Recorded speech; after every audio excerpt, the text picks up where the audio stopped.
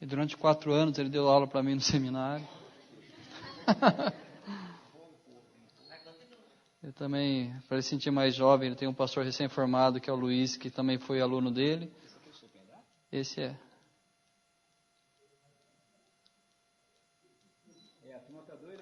Tem o Amauri também, que também foi aluno dele há 10 anos atrás. Quer mais, pastor? Tem. Não fica falando tempo que for meu.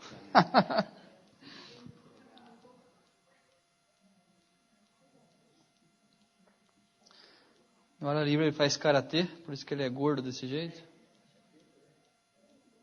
Quem mais, pastor? Xandão sou eu.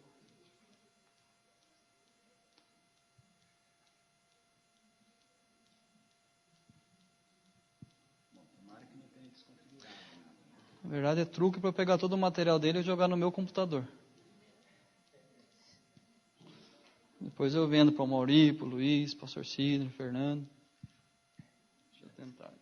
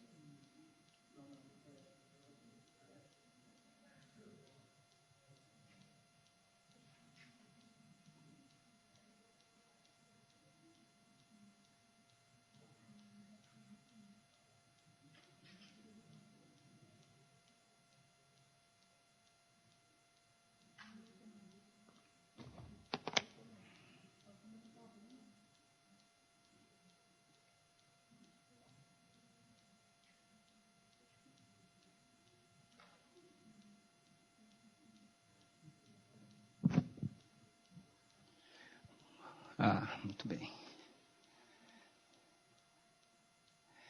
Ok. Bom, já que falaram, né? E eu sou karateca também, né? Agora, esse eu sou mais tempo do que tudo o resto que eu falei aqui, tá certo? Eu treino karatê há 35 anos. Eu sou faixa preta, terceiro dan. E a gente tem uma escola de karatê lá na igreja. Que funciona lá.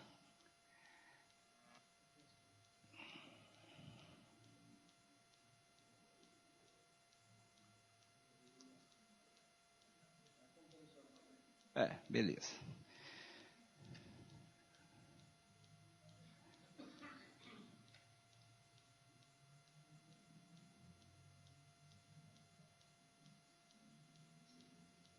Qualquer coisa muda aí.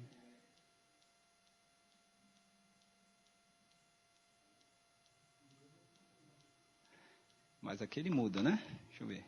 Tá bom. Então, beleza. Então muda ali. Ok.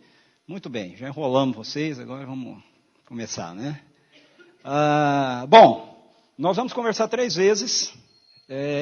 Hoje à noite eu quero conversar com você um pouquinho sobre qual é o nosso negócio. Põe esse negócio entre aspas, tá certo? Qual é o negócio da igreja? Com o que é que nós realmente estamos envolvidos? Ou pelo menos deveríamos estar envolvidos. E amanhã, pela manhã, na primeira palestra, eu quero falar um pouco com vocês a respeito de como a gente constrói uma eclesiologia missional. E na segunda palestra eu quero conversar um pouco sobre como... Esse aqui funciona? Esse aqui não está funcionando. Tá. Então eu que estou longe no negócio ali. Ok, e aí nós vamos conversar um pouquinho na última sobre como a gente desenvolve uma filosofia de ministério missional, tá bom? Vamos orar. Senhor, muito obrigado, Deus, por estarmos aqui, obrigado pela oportunidade da gente abrir a Tua palavra, compartilhar juntos e refletirmos e pensarmos um pouco, Senhor Deus, a respeito daquilo que o Senhor nos desafia nas Escrituras, ó Pai, que o Teu Espírito fale ao nosso coração e à nossa mente, Senhor. Para a honra e glória do Teu nome, nós oramos, em nome de Jesus. Amém. Amém. Ok, então vamos lá. Eu acho que pode baixar um pouquinho esse microfone aqui, ok? em Mateus capítulo 28, versículos 18 a 20, é um texto que a gente conhece bastante, né? É o chamado texto da Grande Comissão. Na verdade, esse texto que aparece em Mateus, e que nós chamamos de a Grande Comissão, ele aparece no encerramento de todos os evangelhos, ok? Ele aparece em Marcos, aparece em Lucas, aparece em João, ele aparece no início também no livro de Atos dos Apóstolos, não é? Então não só no evangelho de Mateus, mas no evangelho de Mateus, talvez pela construção, né, do texto, geralmente é o texto que nós mais citamos a respeito da Grande Comissão. E eu vou citá-lo aqui por causa de uma palavra que aparece nele, que tem a ver com o nosso negócio. Ok? O texto diz assim: os 11 discípulos foram para a Galileia, para um monte que Jesus lhes indicara. Quando o viram, o adoraram, mas alguns duvidaram. Então Jesus aproximou-se deles e disse: foi-me dada toda a autoridade nos céus e na terra, portanto vão e façam discípulos de todas as nações, batizando-os em nome do Pai, e do Filho e do Espírito Santo, ensinando-os a obedecer a tudo o que eu lhes ordenei. E eu estarei sempre com vocês até o fim dos tempos.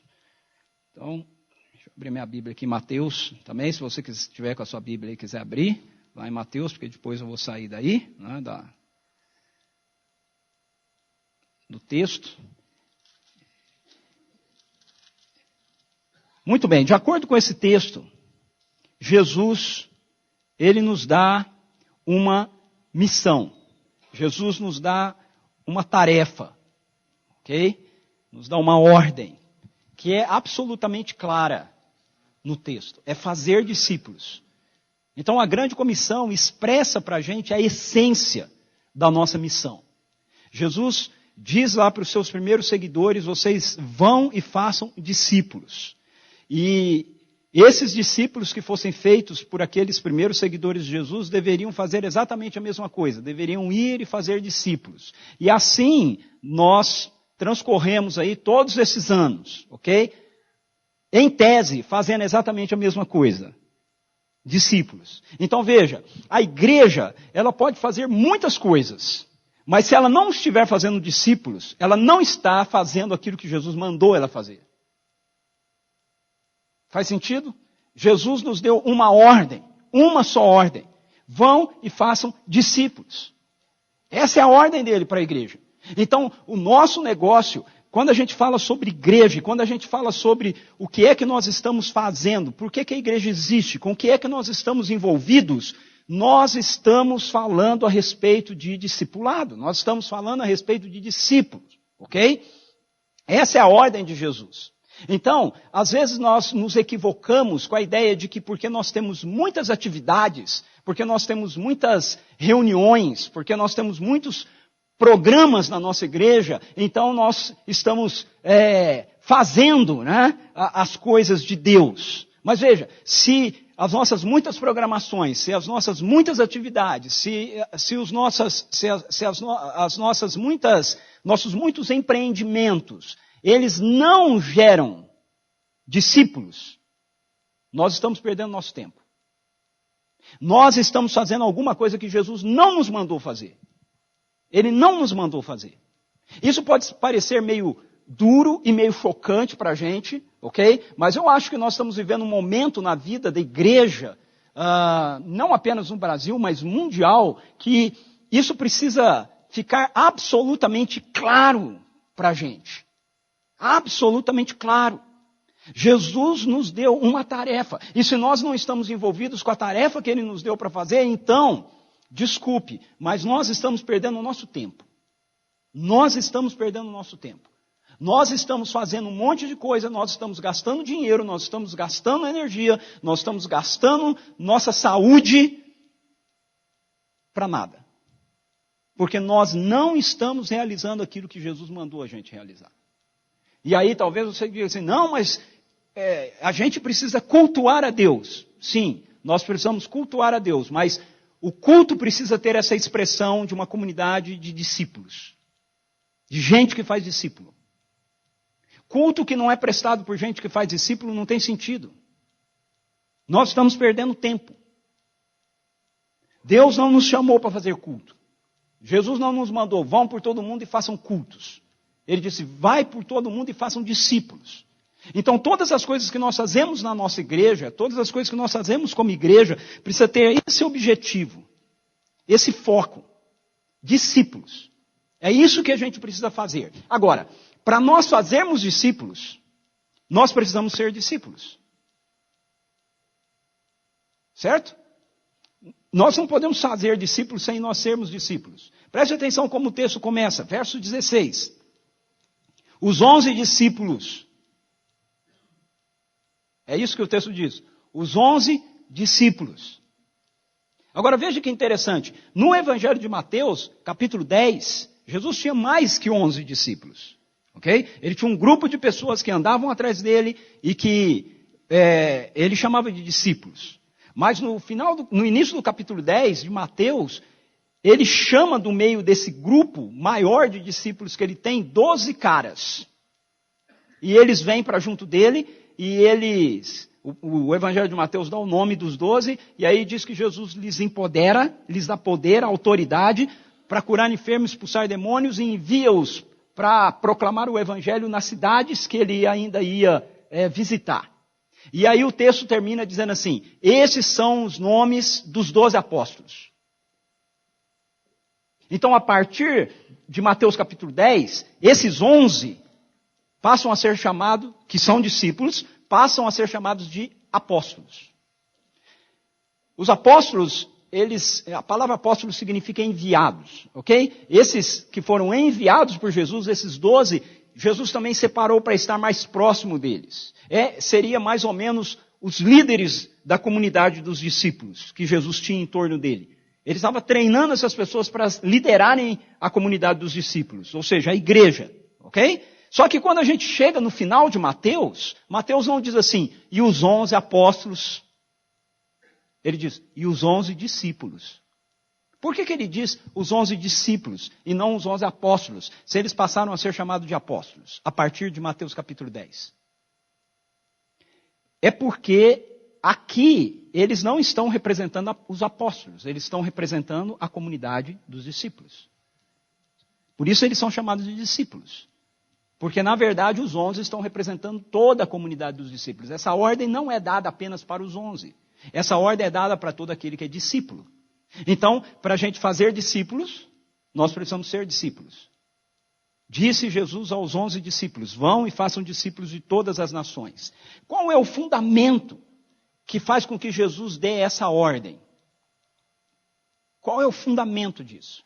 O fundamento disso, de acordo com o texto, é que Jesus evoca para ele toda a autoridade no céu e na terra.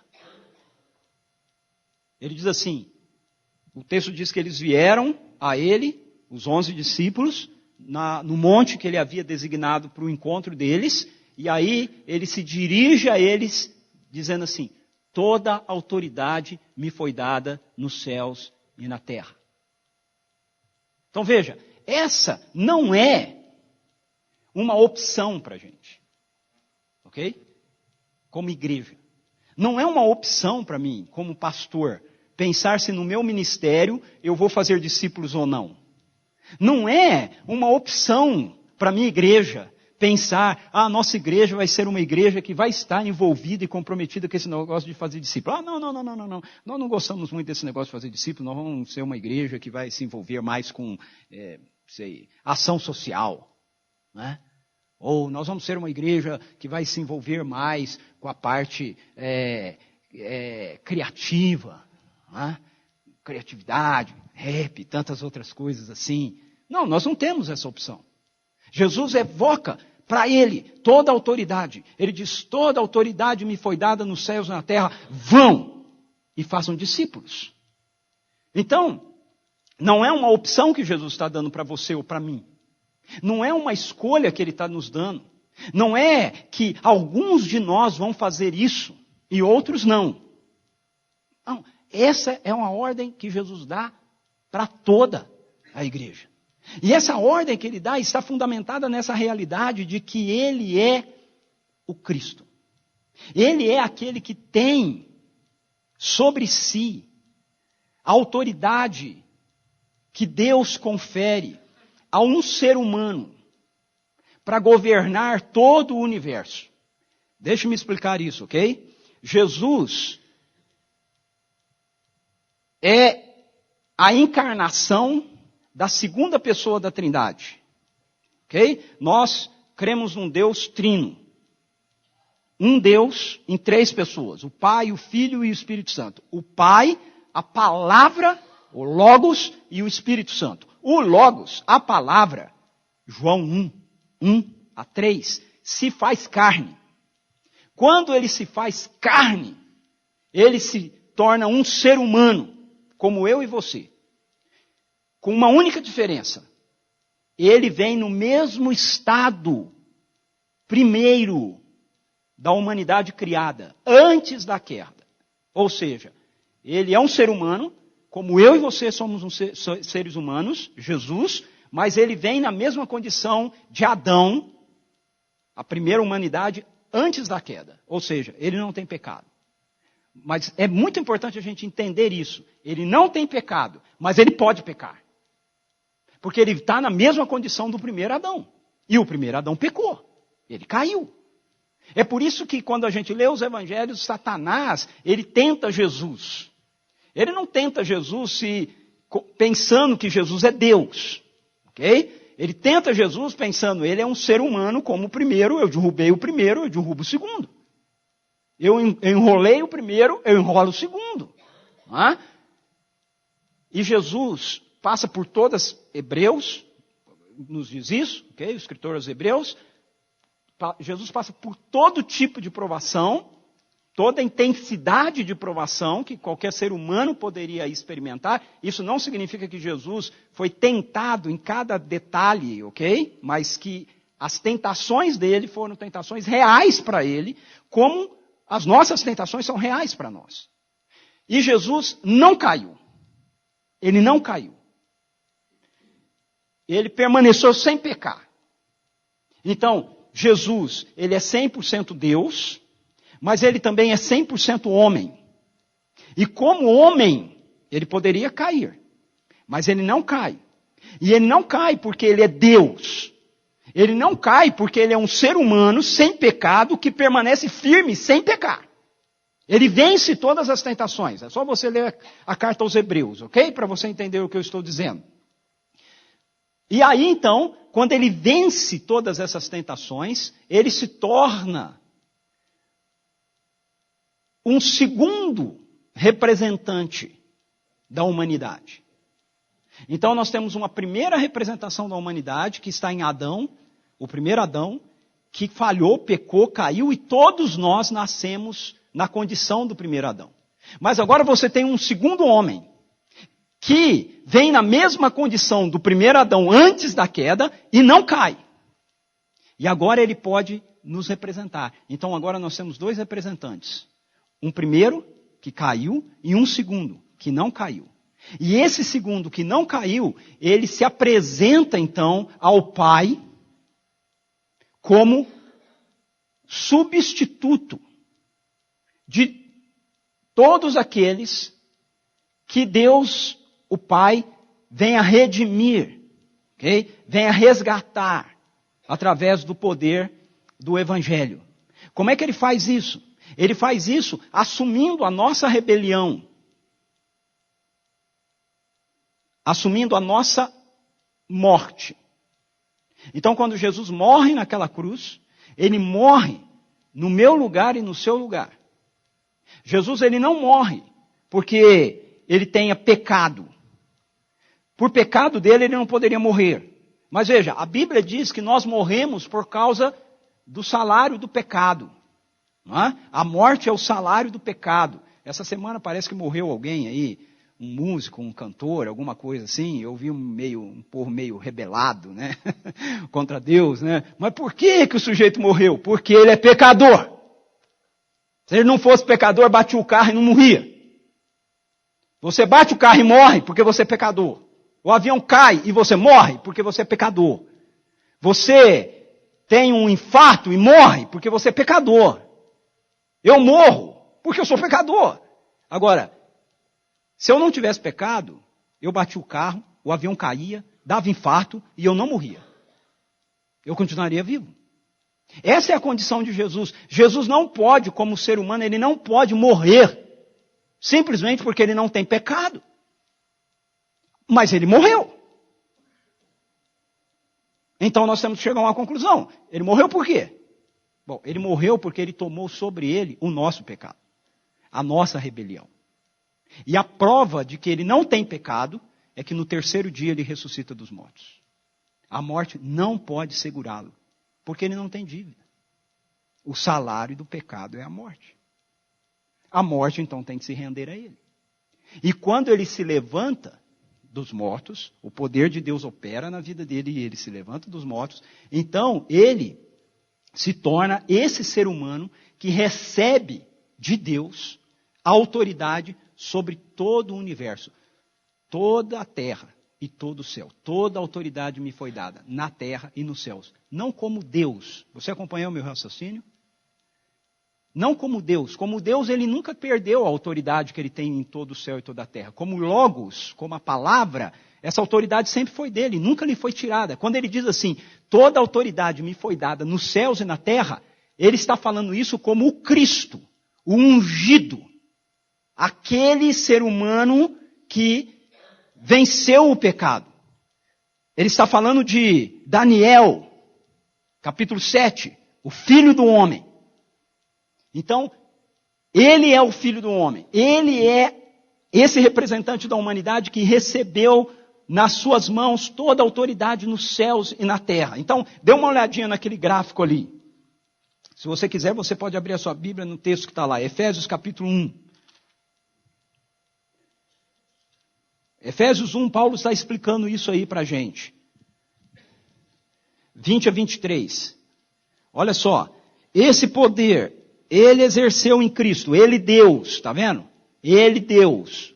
Deus exerceu em Cristo, ressuscitando-o dos mortos e fazendo-o assentar-se à sua direita nas regiões celestiais, muito acima de todo governo e autoridade, poder e domínio, e todo nome que se possa mencionar, não apenas nessa era, mas também na que há de vir. Muito acima, toda autoridade me foi dada nos céus e na terra.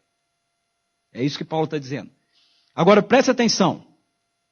Deus colocou todas as coisas debaixo dos seus pés, dos pés do Cristo, de Jesus, e o designou cabeça de todas as coisas para a igreja, que é o seu corpo, a plenitude daquele que enche todas as coisas em toda e qualquer circunstância. Então, olhe para aquele gráfico. O que Paulo está nos dizendo? Veja, o que o apóstolo Paulo está nos dizendo é que Cristo, ele tem autoridade acima de todo poder, de todo principado, toda potestade, todo ser, todo poder, todo nome que possa se nomear na presente era, na era por vir, no universo, visível e invisível. Jesus Cristo tem autoridade e poder sobre tudo. Ele é Senhor, ok? De direito sobre todas as coisas. O senhorio de direito de Jesus já é sobre todas as coisas. Toda autoridade me foi dada nos céus e na terra. Citando um teólogo reformado do século XIX, Abraham Kuyper, ele diz assim, não há 1 milímetro quadrado no universo criado que Jesus não possa colocar seus pés e dizer, é meu. Tudo é dele. Esse prédio é dele. Sua casa é dele. Minha casa é dele. Meu carro é dele. O ar que a gente respira é dele. Nossa vida é dele. Tudo é dele. Ele é Senhor de todas as coisas. Não só como o Filho de Deus, mas como o Filho do homem. Toda a autoridade do universo está nas mãos desse homem, Jesus Cristo. Agora, Paulo vai um pouquinho a mais. Ele diz assim, que o senhorio de Jesus é um senhorio de direito sobre todas as coisas. Mas aí ele fala assim, para que isso fique constatado, ele agora manifesta o seu senhorio de fato na igreja. Ok? Para que ele seja cabeça sobre todas as coisas, Paulo diz, Deus lhe deu a igreja, que é o seu corpo. O que Paulo está nos dizendo aí é que O senhorio de Jesus já é de direito sobre todas as coisas. Mas no presente momento, a manifestação de fato do seu senhorio acontece sobre a vida do seu povo, da igreja. Vai chegar um dia, de acordo com as Escrituras, Filipenses capítulo 2, verso 10, verso 11, onde todo o universo vai reconhecer o senhorio dele de direito. Todo ser criado vai se prostrar e vai dizer: Jesus Cristo é Senhor. Todo ser vai fazer isso. Depois vai vir o destino final. Se vai para o céu, vai para o inferno, mas vai ter um dia estabelecido por Deus, onde todo o universo criado vai se prostrar diante de Jesus e vai adorá-lo. Vai adorá-lo. Sabe, aquela pessoa que todo mundo ficou nervoso, bravo, né? Porque lá na passeata gay, né, se colocou numa cruz. Então, ele vai se prostrar e ele vai dizer assim: Jesus é o Senhor. Sabe, Hitler, ele vai se prostrar e ele vai dizer assim: Jesus é o Senhor. O Hugo Chávez vai ter que fazer isso, e a Dilma também. Ok? E o Lula. Certo? E eu e você. E entre todos esses seres criados, Satanás vai ter que se prostrar. E ele vai ter que dizer: Jesus Cristo é o Senhor. Ele é o Senhor de direito. Agora, veja que coisa impressionante. Agora, a única maneira do mundo saber disso é o mundo olhar para a igreja e ver que o senhorio dele é exercido de fato sobre a nossa vida. Aí a gente já podia parar a palestra, né? E a gente se ajoelhar e ter um tempo de confissão de pecado, pedir perdão. Porque se o mundo não acredita em Jesus, se o mundo não crê que Jesus Cristo é o Senhor, é porque nós, como igreja, não estamos expressando o senhorio e o governo dele de fato sobre a nossa vida como seu povo. O problema não é o mundo. O problema somos nós. A gente fica bravo e escandalizado com as coisas que as pessoas do mundo fazem em relação a Jesus, mas não deveríamos. Eles estão mortos nos seus delitos e pecados. Você espera que eles façam o quê? Uma pessoa veio falar comigo se eu não ia escrever nada sobre esse negócio da passeata gay. Eu falei: não vou escrever nada sobre isso. Mas foi um absurdo. Eu falei: não achei. É tudo pecador, tudo morto nos seus delitos e pecados. Cara, você está esperando o quê numa passeata gay? Você está esperando o quê, meu amigo? Me explica, o que você espera que vai acontecer numa passeata gay? Coisa decente? É óbvio que não. Não é. O que você espera que vai acontecer numa festa de bebedice? Não, gente, vamos aqui prestigiar a família, respeitar a esposa do outro. É isso que você acha que vai acontecer? Gente, está morto nos seus delitos e pecados. O que me escandaliza é a igreja fazer algumas coisas que não deveria estar fazendo. Isso que me escandaliza. Isso me escandaliza. A igreja, por exemplo, achar que é viável essa ideia de que Deus aprova relacionamento do mesmo sexo. Mas tem um monte de pastor dizendo isso. E tem um monte de cristãos defendendo isso. Isso me escandaliza. Isso me escandaliza. Porque não é isso que as Escrituras nos dizem. Quando a igreja é gananciosa, isso me escandaliza. O senhorio de Jesus precisa ser visto em nós, precisa ser visto na igreja, na minha vida e na sua vida. E por que eu estou dizendo isso? Porque esse é o fundamento para a gente fazer discípulos. Por que a gente não faz discípulos? Todas as vezes que nós não fazemos discípulos, na verdade, nós estamos negando o senhorio de Jesus sobre a nossa vida. Ele é o Senhor e Ele nos deu uma ordem. E se a gente disser: não, eu não vou fazer o que Ele está dizendo, então eu estou negando o senhorio dele sobre a minha vida. Veja, essa autoridade de Jesus, do seu senhorio, está baseado, como eu já mencionei, em Daniel capítulo 7, versículos 13 e 14, que é a visão que Daniel tem do Filho do Homem. Ele diz assim: eu vi um como Filho do Homem vindo nas alturas com as nuvens, e a Ele foi dado toda a autoridade. Então, quando Jesus evoca isso, toda a autoridade me foi dada nos céus e na terra, ele está citando Daniel. Ele está dizendo: eu sou o homem lá da visão de Daniel. E isso também está baseado em Isaías 9,6. O que diz Isaías 9,6? Um menino nos foi dado, um filho nos nasceu. Sobre os seus ombros está a autoridade. Okay? Então Deus governa o universo através desse homem, Jesus Cristo. E para que isso seja expresso para o mundo agora, a igreja é o presente que Deus deu a Jesus, o povo que Deus deu a Jesus, aonde o senhorio dele deve ser visto de fato. Então fazer discípulos é a consequência direta do evangelho do reino em nossa vida. Se nós falarmos assim, se qualquer um de nós aqui hoje falarmos assim, eu aceitei o evangelho, então você está dizendo, eu sou um discípulo e eu estou comprometido em fazer discípulo. Okay? Ou você está dizendo, eu sou um discípulo e eu estou desobedecendo Jesus e não estou fazendo discípulo. Ou você está dizendo, eu não sou convertido coisa nenhuma, eu achava que era, mas não era. Eu não sabia que tinha a ver com esse negócio de aceitar o evangelho, envolvia fazer discípulo. Mas é o que as escrituras nos mostram. E aí vem a grande questão. O que é um discípulo? Porque quando a gente chega nesse ponto, talvez a sua grande expectativa seja o seguinte, ok, agora o Ricardo vai me falar como a gente faz discípulo. Não é? Mas eu não vou falar para você, ok? Como a gente faz discípulo.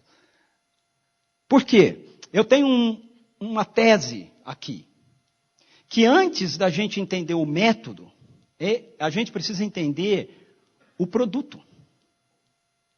Nós realmente somos, aqui no Ocidente, né, a igreja ocidental, nós somos bastante pragmáticos. Né? A gente está sempre preocupado com como fazer, né? Como eu faço isso, como eu faço aquilo, qual é a técnica, qual é o método. Né? Mas veja, pense bem, se eu não sei o que eu estou fazendo, como é que eu posso saber se o que eu estou fazendo, de fato, é o que eu devia estar fazendo? Como eu falei, eu sou formado em filosofia, ok?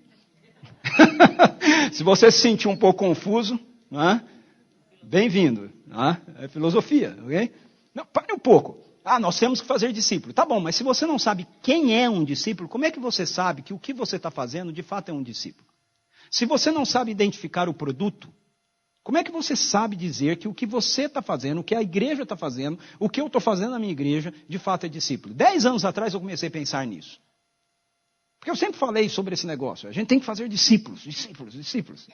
A Silvia, na mesma igreja que eu lá em Ribeirão, né? Nós crescemos juntos lá e tudo mais. Teve uma época que passou por lá um pastor chamado Lucas, de Paiva Pini, e ele criou um projeto de negócio de discipulado, né? Projeto Andréios, né? E tal, envolvia, fazer discípulo. Então, eu fui treinado assim, temos que fazer discípulos. Mas 10 anos atrás eu parei e falei assim, peraí, eu estou fazendo um monte de coisa, mas será que o que eu estou fazendo, que eu chamo, que é de fazer discípulo, realmente tem feito discípulos? E aí eu comecei a pensar, como é que eu vou saber se o que eu estou fazendo é discípulo, se eu não sei o que é um discípulo? O que é um discípulo? Você sabe me dizer? O que é um discípulo? Um aprendiz. Uma cópia do mestre. Gostei da cópia do mestre, né?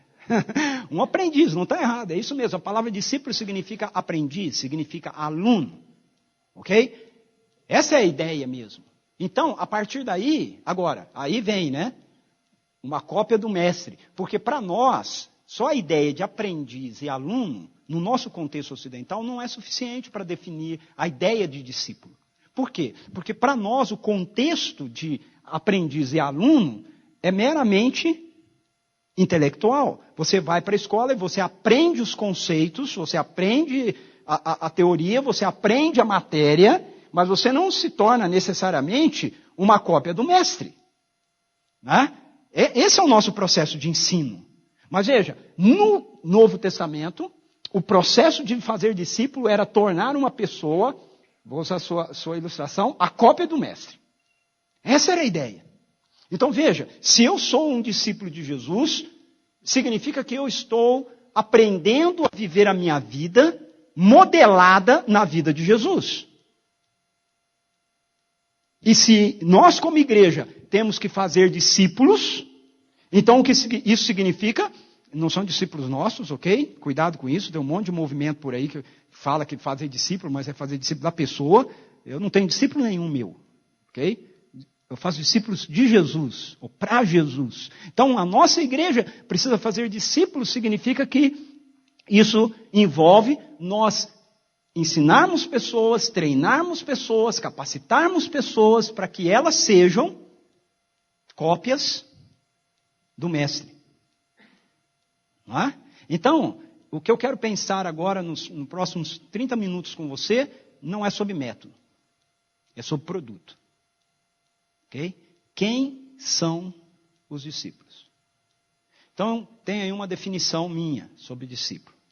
Um discípulo é uma pessoa que, após ter sido alcançada pelo Evangelho, esse ponto é importante, porque senão você começa a achar que você vai ser salvo porque você está tentando imitar Jesus, e a gente não é salvo por isso, a gente é salvo por aquilo que Jesus fez por nós, na cruz. Através da sua morte e ressurreição. Eu aceito isso, eu sou salvo. Agora, eu sou salvo para agora começar a viver um novo modelo de vida, que vai começar a ser desenvolvido em mim, porque eu estou aprendendo com aquele que por mim morreu e ressuscitou. Então, um discípulo é uma pessoa que, após ter sido alcançada pelo Evangelho, passa a aprender a viver a sua vida com Jesus Cristo. Seu objetivo é ser modelado por Jesus Cristo, passando a pensar como Jesus, a falar como Jesus e a fazer o que Jesus faz. Isso é um discípulo. Então, 10 anos atrás, quando eu comecei a pensar sobre isso, eu comecei a olhar para a minha vida e eu comecei a dizer assim, opa, peraí.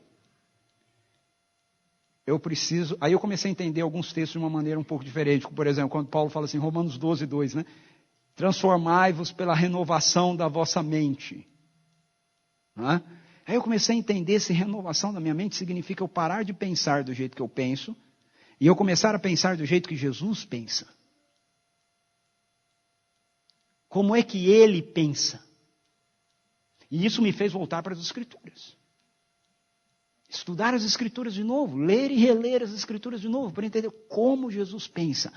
Como os apóstolos me mostram, através da inspiração do Espírito Santo de Deus, a mente de Deus. Como ele pensa.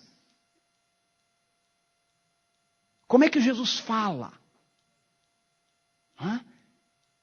E o que Jesus faz? Por quê? Porque veja, quando a gente pega o texto da grande comissão, e Jesus fala para aqueles 11 homens, representando a comunidade maior de discípulos, vão e façam discípulos, a gente precisa se lembrar que ele está falando com pessoas que andaram com ele na terra por 3 anos. Aprendendo a pensar como ele, falar como ele e fazer o que ele faz. Então, quando Jesus mandou aquelas pessoas irem fazerem discípulos, eles sabiam do que Jesus estava dizendo. Para eles, isso era claro. Para você poder entender um pouco isso, é importante a gente entender um pouquinho da mentalidade da época de Jesus sobre esse negócio de fazer discípulos. Porque Jesus não era o único que fazia discípulos, ok? Por que Jesus fazia discípulos? Jesus fazia discípulos porque quando ele entra dentro do contexto cultural do primeiro século, para iniciar o ministério dele, ele entra assumindo a figura de um rabino. Jesus era um rabino judeu. Você lê os evangelhos, você vai ver toda hora a turma chegando para ele falando assim, mestre.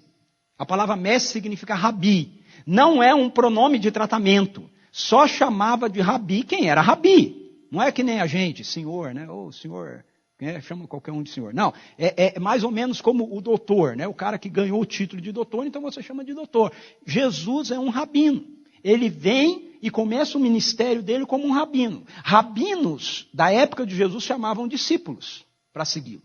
Na verdade, os rabinos eram escolhidos pelos discípulos e eles aplicavam uma prova bem difícil para aquelas pessoas que os escolhiam para ver se eles eram capazes, os melhores dos melhores dos melhores. Se eles fossem muito bons, aí o rabino chamava eles para segui-lo. Porque ele tinha garantia de que ele ia ensinar um cara bom. E aí depois o cara ia ensinar no nome dele. Como disse o rabino fulano de tal. Lembra do Paulo? Antes de ser Paulo, era Saulo. E o Saulo cresceu aos pés do rabino Gamaliel. Paulo era rabino. Assim como Jesus. Paulo era rabino da escola de Gamaliel. Então, quando Paulo ensinava, ele dizia assim como dizia o rabino Gamaliel. Agora, quando Jesus ensinava, como é que ele ensinava? Vocês ouviram o que foi dito aos outros, eu, porém, vos digo. Ou seja, ele era um rabino que não tinha rabino. Ele ensinava com autoridade a partir dele mesmo. É por isso que quando você lê nas Escrituras, o povo diz, nossa, como ele é diferente. Ele ensina como quem tem autoridade. Na verdade, o que eles estão querendo dizer é, ele ensina no seu próprio nome. Ele não ensina evocando o nome de outro rabino. É isso que eles estão falando. Aí esse Jesus começa a chamar os outros para segui-lo. E ele não faz prova com ninguém. Ele passa lá pelo mar da Galileia, tem uma turma de pescadores, ele fala, larga aí o que vocês estão fazendo, vem e sigam-me. Eles largam tudo e o seguem. Por quê? Porque era um privilégio você ser um discípulo de um rabino. É por isso que eles seguem Jesus. Ok? Você nunca ficou encafifado? Como é que os caras estão trabalhando, larga tudo e vai atrás do homem, rapaz? Aí a gente lê hoje e fala, não, mas era Deus, mas só que eles não sabiam que era Deus. Eles vão saber disso só depois, mais tarde. Não é? Então por que eles fazem? Porque é um privilégio seguir um rabino. É um privilégio aprender a viver a sua vida com um rabino. E aí eles começam a seguir aquele homem. E todo judeu que segue um rabino sabe que está aprendendo não apenas teoria, mas ele está aprendendo a prática de vida, a como ser igual ao seu mestre, a como pensar como ele, falar como ele, fazer as coisas que ele faz. Então os rabinos aprendiam tudo isso, vivendo com o homem. Jesus chama os seus seguidores para andar com ele, e o que eles estão fazendo? Eles estão aprendendo a viver a vida deles com Jesus. Por isso, quando Jesus diz para eles assim, vão e expulsam demônios, o que eles fazem? Eles vão e expulsam demônios. Por quê? Porque eles estavam andando com Jesus e eles viam Jesus expulsando demônio. Nós estamos aprendendo a fazer o que o nosso rabino faz. Se ele expulsa demônio, então nós também vamos expulsando demônio. Vão e preguem. Eles estão vendo Jesus pregar. Aí eles, o nosso rabino prega, então nós também vamos e pregamos.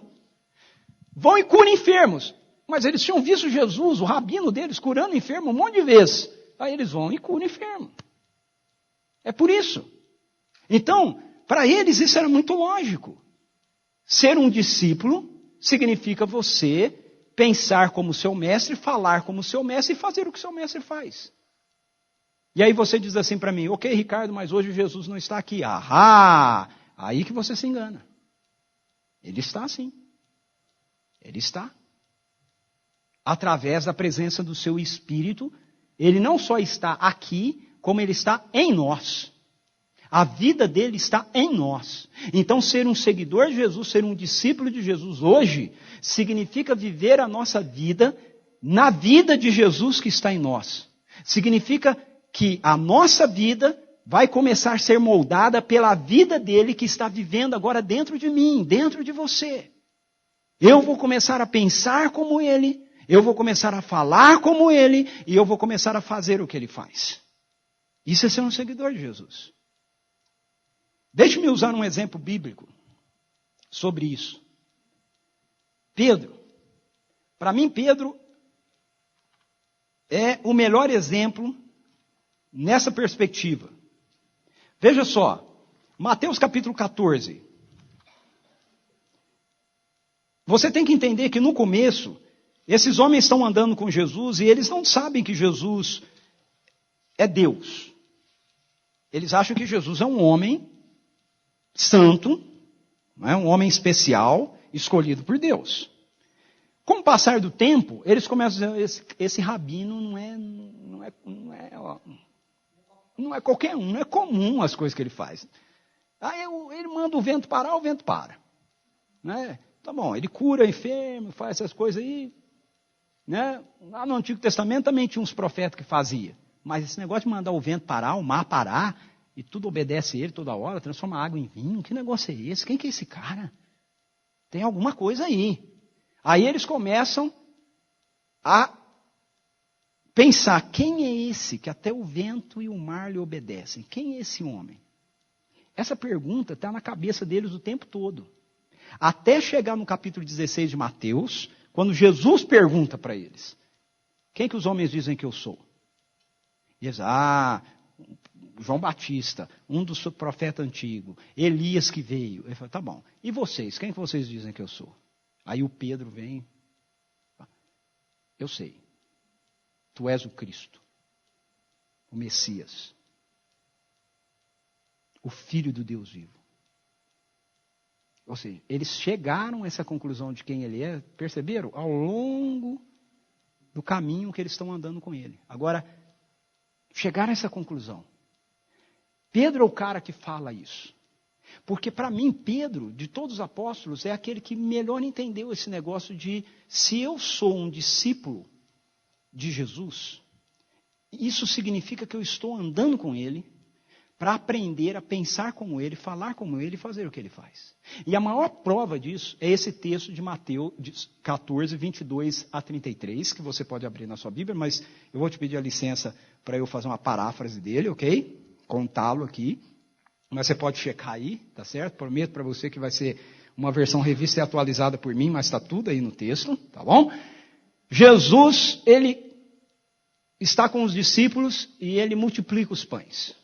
Farta lá os 5.000, bota os discípulos no barco depois e manda eles atravessarem o mar da Galileia. E ele vai orar. Enquanto ele está orando, e os discípulos vão atravessar o mar, uma grande tempestade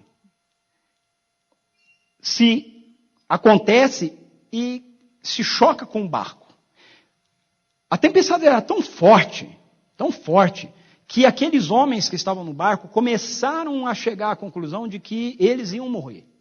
Agora, preste atenção, porque pelo menos desses caras que estão no barco, 4 deles nós sabemos que eram pescadores. Tiago, o André, o João e o Pedro. Pelo menos esses 4 a gente sabe que é pescador. Ou seja, é gente do mar. Para eles estarem com medo de que vão morrer, é porque o negócio era bravo mesmo. Não era qualquer tempestadezinha, era uma tempestade brava, ok? E aí, o texto nos diz no verso 25 que à alta madrugada Jesus dirigiu-se a eles andando sobre o mar. Então imagina a cena, os caras no barco, lutando contra o vento, lutando contra a chuva, as ondas grandes, eles pensando, não vai ter jeito, nós nunca pegamos uma tempestade tão feia na nossa vida, nós vamos morrer, né? E de repente eles olham, e aí eles veem um vulto. No meio da chuva, no meio das ondas, eles veem um vulto andando sobre as ondas. Qual que é a conclusão deles? Olha o verso 26. Quando o viram andando sobre o mar, ficaram aterrorizados e disseram, é um fantasma. E gritaram de medo. Ficaram aterrorizados, gritaram de medo. Então vamos morrer mesmo, até o fantasma já está vindo aí buscar a gente. Então, agora não tem mais jeito, estão perdidos. Mas aí o que Jesus faz? Verso 27. Mas Jesus imediatamente lhes disse, coragem, sou eu, não tenham medo. Aí, vem a coisa mais doida da história. O Pedro vira e diz assim, Senhor, se és tu, manda-me ir ao teu encontro sobre as águas. Gente, para tudo. Para tudo. Você concorda comigo que por pior que tivesse a situação dentro daquele barco, o melhor lugar para você estar ainda era o barco? Sim ou não? Se o barco naufragar, você agarra numa madeira, segura um barril, sei lá, se vira. Mas aí o Pedro faz um negócio que não tem lógica nenhuma. Eles estão tudo dentro do barco, tudo morrendo de medo de cair no mar, do barco afundado, eles morrer. Aí vem Jesus andando sobre as águas, eles pensam que é um fantasma. O Jesus diz, não é fantasma nada, sou eu. O Pedro vira e fala, bom, se é o Senhor, manda eu ir aí andando sobre as águas também. Mas que lógica que tem nisso? Nenhuma e toda. Se você entendeu o que significa ser um discípulo para eles, você vai entender que tem toda a lógica. Porque a lógica de Pedro é o seguinte, só tem um jeito de eu saber se ele é quem está dizendo que é. Se não é um fantasma mentiroso aí querendo enrolar a gente. Hã? Qual é o jeito? Se é meu rabino, se é o meu rabino, se é Jesus a quem eu tenho seguido, então eu faço o que ele faz. Porque eu estou andando com ele e eu estou aprendendo a viver a minha vida nele. Pensar como ele, falar como ele, fazer o que ele faz. Então a lógica de Pedro tem todo sentido. Se é ele e ele está andando sobre as águas, eu sou seguidor dele, eu estou aprendendo a fazer o que ele faz, eu também vou andar sobre as águas. Se eu botar o pé afundar aqui, já seguro no barco, já sei que não é ele. E aí Jesus diz, venha. E o danado do Pedro foi. Ele saiu do barco. O texto diz isso, gente. Porque todo mundo critica o Pedro, né? Ah, e o Pedro afundou. Anda sobre a água, não teve fé. Afundou. Mas olha o que o texto diz. O verso 29 diz assim, venha, respondeu Jesus. Então Pedro saiu do barco. Agora eu não sei se isso está escrito só na minha Bíblia. Dá uma checada aí na sua Bíblia se está assim também. Andou sobre as águas e foi em direção de Jesus. Isso está escrito aí na sua Bíblia também, que ele andou sobre as águas? Andou sobre as águas. Não foi só Jesus que andou sobre as águas. Pedro andou sobre as águas. E foi ao encontro de Jesus. Aí ele começa a perceber o vento, o negócio, e fazer, mas peraí, gente. O que eu estou fazendo andando sobre as águas? Afundou, né? Aí Jesus agarra ele. Senhor, socorre. Jesus traz ele de volta para cima e fala assim, por que duvidastes? Por que duvidastes? Eu vou traduzir para você na minha paráfrase.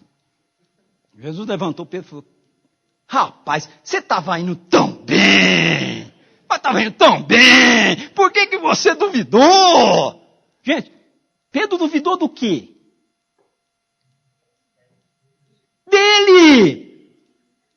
Ele não duvidou que Jesus podia andar sobre as águas, ele duvidou que ele podia fazer o que Jesus estava fazendo. Não era falta de fé em Jesus, era falta de fé nele, na convicção de que, peraí, é isso mesmo que eu tenho que fazer, eu posso fazer, porque eu estou aprendendo com ele.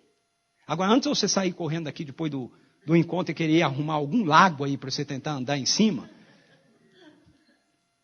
vamos trazer esse negócio para mais perto da gente. Você pode perdoar, querido. Você pode perdoar. Ah, não consigo perdoar aquela pessoa que me feriu, me ofendeu. Pode. Você é discípulo de Jesus, a vida de Jesus está em você. Você pensa como ele, fala como ele e faz o que ele faz. Ele perdoa, então você pode perdoar. Ah, não consigo amar aquela pessoa. Mentira, consegue sim, para de duvidar. Você é capaz de amar. Se você é seguidor de Jesus, a vida de Jesus está em você. Você pensa como ele, fala como ele, faz o que ele faz. Você é capaz de amar. Ah, não consigo evangelizar, tenho medo. Mentira! Sai do barco. Sai do barco. A vida de Jesus está em você. Ele evangeliza. Você evangeliza também. E aí você pode pegar todas as outras aplicações aí que você encontrar nas Escrituras. A questão é, nós vamos sair do barco? Nós vamos sair da nossa zona de conforto, de segurança. A gente vai confiar que a vida dele está em nós. E que se nós somos seus discípulos, o que nós estamos aprendendo com ele é isso. É viver a nossa vida a partir da vida dele. O que a gente está fazendo quando a gente faz discípulos é isso. É ensinando as pessoas a viverem a sua vida a partir da vida de Jesus. Mediante o poder da vida de Jesus que está nelas. Mas tem uma outra parte da história. Atos 9. Eu gosto de Pedro porque Pedro pega as duas partes. Pedro pega a parte que ele Jesus estava em terra, visível, corpo humano, e ele pega a parte que Jesus foi embora. Então ele representa a gente também. Jesus foi e mandou o Espírito Santo. O Espírito Santo, a vida de Jesus está agora, não do lado de Pedro, mas está dentro de Pedro.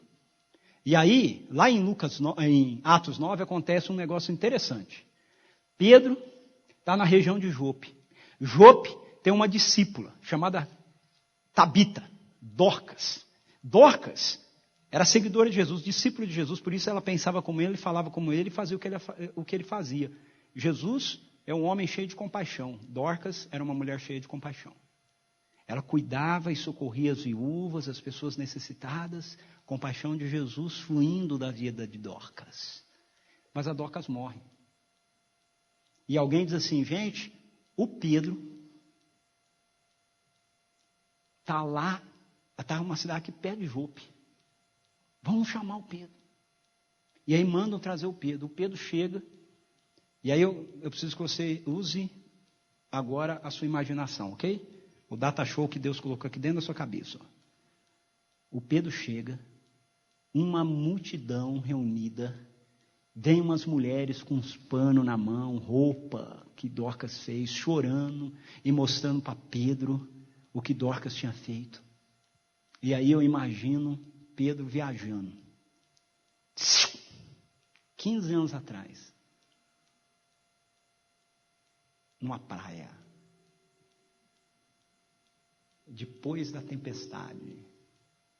Depois de cruzar o mar da Galileia. Numa outra tempestade, né? Que Jesus manda acalmar o vento. E quando eles chegam, vem um homem ao encontro deles. O nome dele é Jairo. E ele vem e diz para Jesus, vai lá em casa, porque a minha filhinha está doente. E Jesus fala, vamos embora, vamos lá. E a multidão vai com Jesus apertando, e aí Jesus para dar atenção à mulher que toca nele, e dele sai poder. E nesse ínterim, chega a turma da má notícia, dizendo assim, para de amorar o mestre, tua filha já morreu. E Jesus acode Jairo dizendo assim, não dá ouvido à má notícia não. Vamos embora lá. Continua crendo. E Jesus vai com ele. Quando chegam lá, Jesus fala, fique tranquilo, porque essa choradeira toda, a menina está dormindo. Aí a turma que está chorando começa a rir. Aí Jesus fica bravo, fala, também ninguém vai entrar. Todo mundo aqui fora de castigo. Eu, o pai da menina, Pedro, Tiago e João comigo. Aí subiram lá, presta atenção que o Pedro está lá. O Pedro entra com Jesus no quarto. Jesus não precisa orar, porque ele vai orar para ele mesmo, né? Ele já sabe o que o pai vai fazer. Aí ele olha e fala assim para a menina, Talita cumi. Menina, acorda. Aí ela senta na cama. E Jesus pega a menina, que tem por volta de 12 anos, e entrega viva para os seus pais. Flashback feito, 15 anos de novo para frente, Pedro vê aquela multidão, aquele povo chorando, apresentando para ele as coisas que a Dorcas fez, e ele faz assim, todo mundo para fora. Todo mundo para fora do quarto, ninguém entra. Pensar como Jesus. Fechou a porta. O texto diz que ele se ajoelha e ora. E aí ele se levanta, fazer o que Jesus faz. E diz assim, Dorcas, acorda. E a Dorcas senta na cama. Falar o que Jesus fala. Dorcas, acorda. Menina, acorda. Dorcas, acorda. Fazer o que Jesus faz. Ele chama as mulheres e entrega a Dorcas viva para elas. Não é igual. Não é muito parecido. Toda vez que eu leio esse texto, eu fico pensando, o que Pedro orou?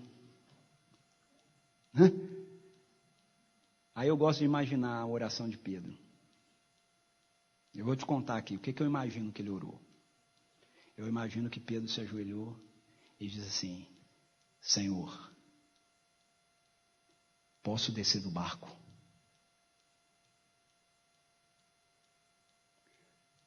posso andar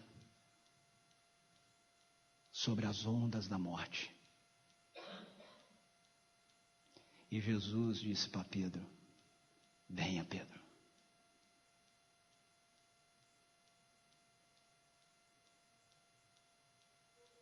Nós temos um mundo morto, querido.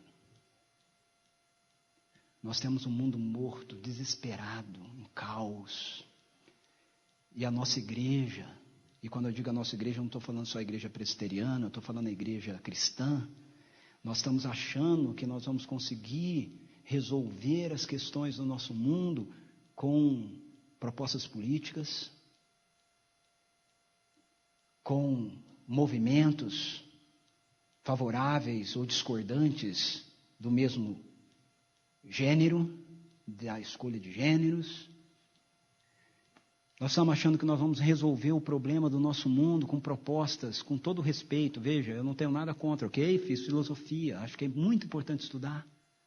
Mas nós estamos achando que nós vamos resolver o problema do nosso mundo com propostas filosóficas, sociológicas, antropológicas e outras lógicas.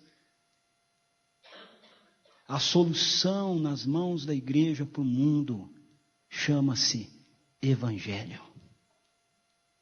Nós cremos que o Evangelho continua sendo aquilo que as Escrituras dizem que ele é. O poder de Deus para a salvação de todo aquele que crê. Nós acreditamos nisso. Discípulos são pessoas que acreditam nisso. Discípulos são pessoas que cumprem essa missão, indo. Ide por todo mundo e pregai o Evangelho a toda criatura. Vão e façam discípulos, batizando. Ou seja, aqueles que se rendem ao Evangelho são trazidos para a comunidade dos discípulos. Passam a fazer parte da igreja, do triângulo, daqueles que agora vão viver a sua vida em obediência a Jesus. Pensando como Ele, falando como Ele, fazendo o que Ele faz. E por isso nós vamos ensinando-os todas as coisas. A obedecerem todas as coisas. Quando foi que nós perdemos a fé nas Escrituras? Quando foi que nós deixamos de acreditar que esse livro é a palavra de Deus? E que aqui está, não as propostas de Deus para uma casta, um grupo, uma seita, né? Uma religião chamada cristianismo. Mas aqui está a palavra de Deus e a resposta de Deus para o mundo. A Bíblia não é um livro religioso, não é um livro da nossa religião. A Bíblia é a cosmovisão de Deus para o mundo.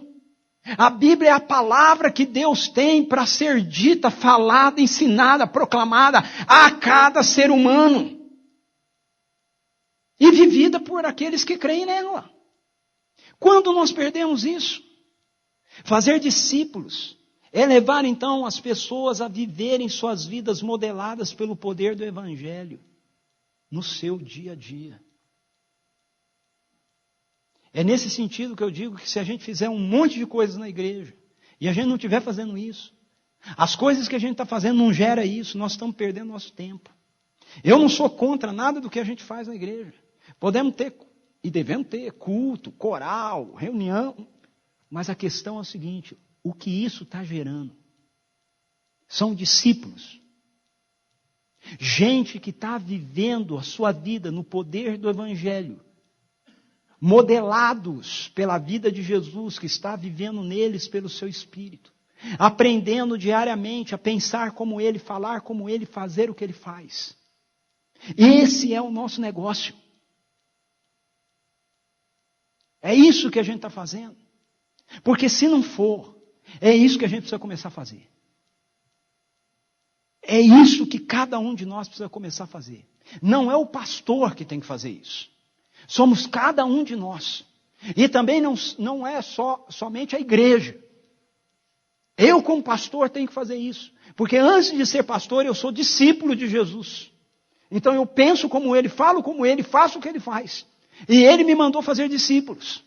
Eu não faço discípulos porque eu sou pastor. Eu faço discípulos porque eu sou discípulo. E é isso que a gente tem que fazer. Começa onde nós estamos. Começa na nossa casa. Começa com os nossos filhos. Começa com a nossa família. Começa com o nosso casamento. Começa com a gente ministrando uns para os outros. E vai sendo levado a partir de nós, por onde quer que a gente vá. E para isso poder ser feito, Deus nos deu da vida de Jesus. Ele nos deu da presença do seu Espírito, e o Espírito Santo de Deus que está em nós é o mesmo Espírito Santo de Deus que estava em Jesus, humano. Lembram disso?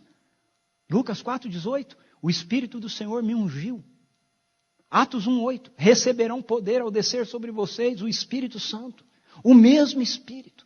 Eu e você recebemos poder, o poder da vida ressurreta de Jesus está em nós, para que assim como Paulo, Romanos 15, 18 e 19, a gente possa dizer, eu vou falar não de coisas que eu fiz, mas do que Cristo fez por meu intermédio, por meio de sinais e prodígios, e pela proclamação do Evangelho, por onde nós formos, por onde nós passarmos. Eu quero encerrar com essa oração que o apóstolo Paulo faz por mim e por você. É uma oração que ele faz pela igreja. Ele faz por toda a igreja, graças a Deus. Então inclui eu e você também. Olha só, Efésios 3, a partir do verso 14, ele diz assim, por essa razão, ajoelho-me diante do Pai, do qual recebe o nome toda a família nos céus e na terra. Então ele vai orar por toda a família, nos céus e na terra. Toda a família que recebe o nome do Pai. Então eu e você estamos inclusos nisso. E o que é que ele ora? Aí ele começa a orar no verso 16. Oro para que com as suas gloriosas riquezas, ele os fortaleça no íntimo do seu ser com poder por meio do seu Espírito. Primeiro pedido de Paulo. Que o poder de Deus que está em mim e em você nos fortaleça. Para que Cristo habite no coração de vocês mediante a fé. Ele quer que o Espírito nos fortaleça para que a gente tenha a percepção, a convicção, a consciência de que a vida de Jesus está habitando em nós. E aí ele continua e faz um segundo pedido.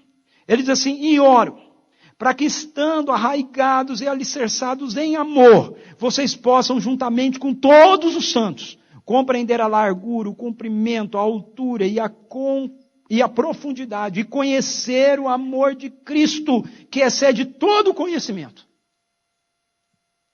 Então o segundo pedido dele é que, à medida que a gente seja um como igreja, todos os santos, à medida que a gente ministra um para o outro, que a gente serve um ao outro, que a gente se relaciona um com o outro, a gente vai experimentando uma abundância do amor de Cristo em nós. Agora, por que ele pede essas coisas? E aí que o negócio fica bacana. Olha por que ele pede. Para que vocês sejam cheios de toda a plenitude de Deus. Rapaz, que oração é essa? Quem é o ser humano que você conhece que viveu cheio de toda a plenitude de Deus? Jesus! Então o que ele está pedindo?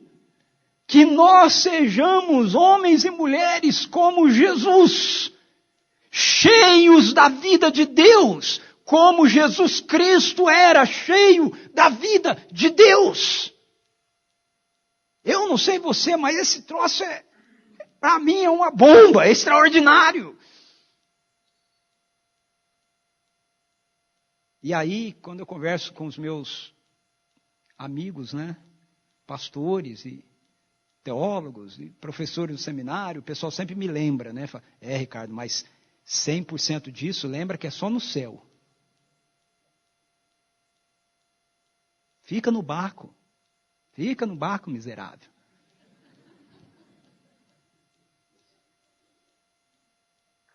A gente sabe que 100% disso é só no céu. Mas só que o que Paulo está pedindo aqui, ele não está considerando isso. Ele está pedindo isso agora para a gente. E aí eu fico me perguntando, tá bom. Viver 100% da plenitude de Deus na nossa vida é só no céu. Mas eu acho que a pergunta para a gente descer do barco é a seguinte: quantos por cento dá para viver na terra? 90% não é 100%, você concorda? E 95% é 100%? Não, né? E 99% é 100%? Não, né? E 99,99999 dízima periódica simples é 100%? Não, né? Então que tal, ao invés da gente ficar no barco dando a desculpa que a gente não consegue viver 100% com a vida de Deus, que isso é só na eternidade, a gente começa a pensar assim: quantos por cento eu alcanço aqui? Deus, eu estou aqui. Jesus, eu estou aqui. Se és tu, manda que eu saia do barco. Manda que eu vá ter contigo andando sobre a água, Senhor.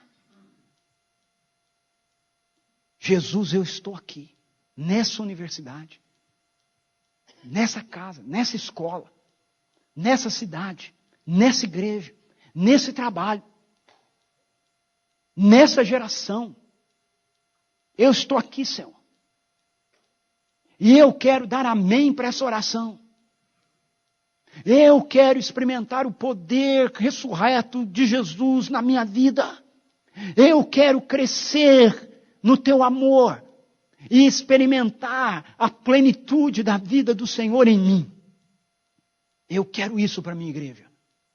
Eu quero isso para os meus filhos, para a minha casa. Eu quero isso para a geração de discípulos de Jesus de agora. Só tem duas alternativas.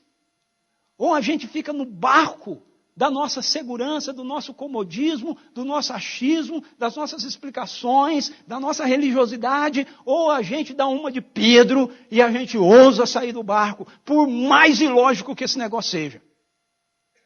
E a gente ouse crer de novo nesse livro aqui. Que isso não é um livro só para a gente conhecer teoria. Isso é um livro que nos ensina como viver a nossa vida com Deus na prática.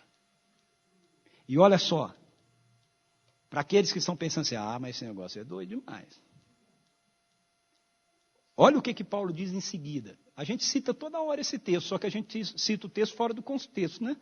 Ele diz assim: aquele que é capaz, poderoso, para fazer infinitamente mais do que tudo que pedimos ou pensamos, de acordo com o seu poder que atua em nós.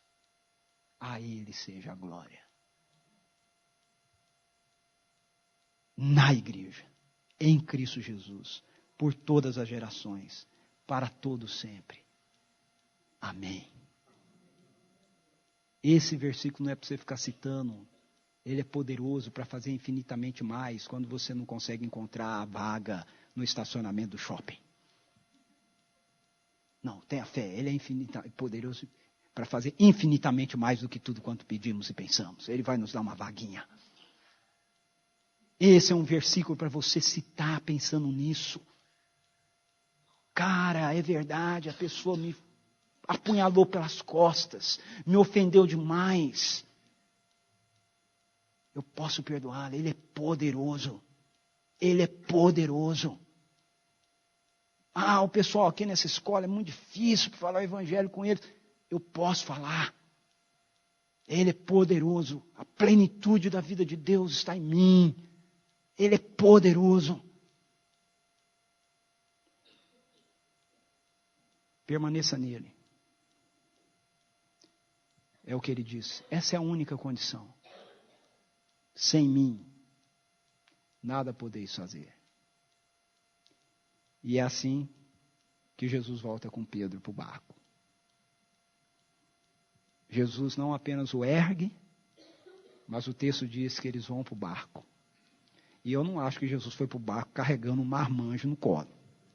Eu acho que ele foi para o barco com o Pedro andando lá dele. Então o segredo é a gente manter o nosso coração em dependência, em submissão a toda a autoridade e poder que Jesus Cristo tem sobre a nossa vida.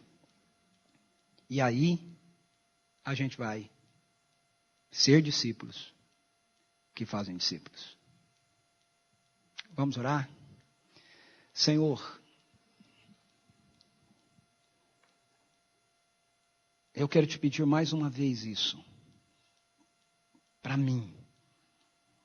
Eu quero te pedir para os teus filhos e filhas que estão aqui. Senhor, não há aventura maior do que essa. Não há uma vida mais eletrizante, mais poderosa, mais dinâmica do que acordar todos os dias certos de que a vida do teu filho está habitando em nós pelo teu Espírito.